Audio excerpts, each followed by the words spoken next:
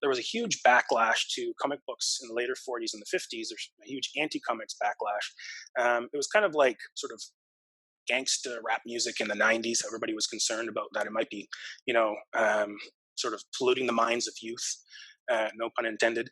And it, Hello, everyone. My name is Mark McLaughlin, and I'm an assistant professor of history and Canadian studies at the University of Maine. What you're about to see is a snippet of a lecture I gave a while back. In the lecture, I use a comic book published in the early 1970s by the maritime governments of Canada to try to get at some of the nuance that is often present in government education programs, both in the past and in the present. Now, if you like what you see in this video, you should consider taking CAN 401, the Canadian Environment, Past and Present, at the University of Maine in spring 2021. Thank you. So the Pollutians arrive, and then it's all about how Captain Enviro is battling the Pollutians throughout this comic book. Now, there's really about 5 components to the environmental message that's contained within this comic book. First of all, there's the comic book medium itself. I think, it's kind of savvy of these government officials at the time to recognize that this is a medium that's popular with children or youth. So they kind of grab onto that popularity. 60s, 70s superhero comics are in their silver age in the US, and they're having a huge rise due to the work of people like Jack Kirby, etc. So they grab onto this medium itself and the popularity of it to try to get across their message. So they're using that as a way to try to get at the youth. The other component is that they really develop it with a lot of wholesome content. So there was a huge backlash to comic books in the later 40s and the 50s. There's a huge anti-comics backlash. It was kind of like sort of gangsta rap music in the 90s. Everybody was concerned about that it might be, sort of polluting the minds of youth, no pun intended.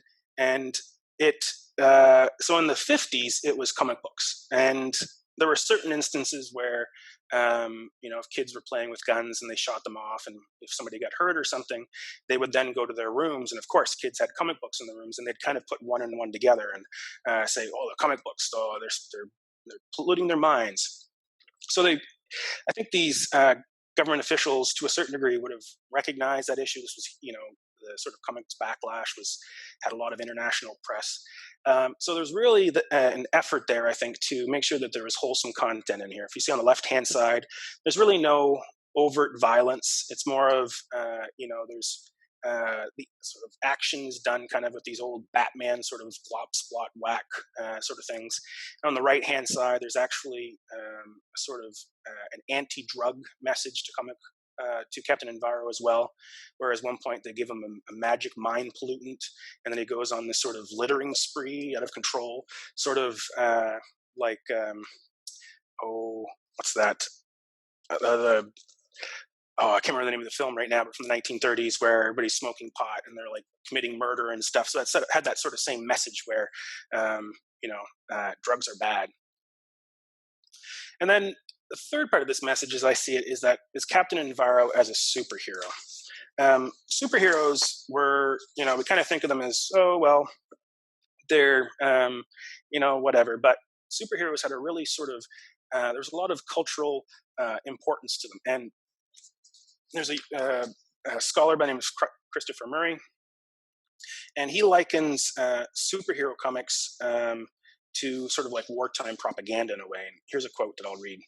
Like superhero comics, the function of wartime propaganda was to make its audience recognize certain values and endeavors as heroic, and therefore admirable, and to submit to certain modifications of behavior or belief. One of the easiest and most efficient ways to do this was to offer the audience a model of behavior, usually in the figure of a hero with whom the audience could identify.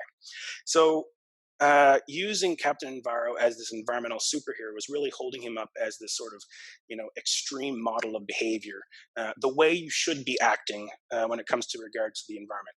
And he was easily identified as a superhero. He had this sort of slick sanitation uniform outfit. He had the helmet with the E chevron, etc. On the other side of that is the Pollutians. They are the supervillains. They are the ones who are modeling behavior that you should not be doing, right? if the superhero is the sort of the good guy, the model of behavior that you should be doing, supervillains are the opposite of that, and that's who the pollutions are. And also, they kind of, in an extent, provide this sort of process of othering, right? And they take it in this case to the extreme. They are actually aliens, so they're this other from outside of the planet who land on Earth and do all these dastardly deeds. And in a way, it's sort of pointing out the ill effects of pollution and those sorts of things without actually pointing directly at the reader as well. It's saying this is just not things that you should be doing.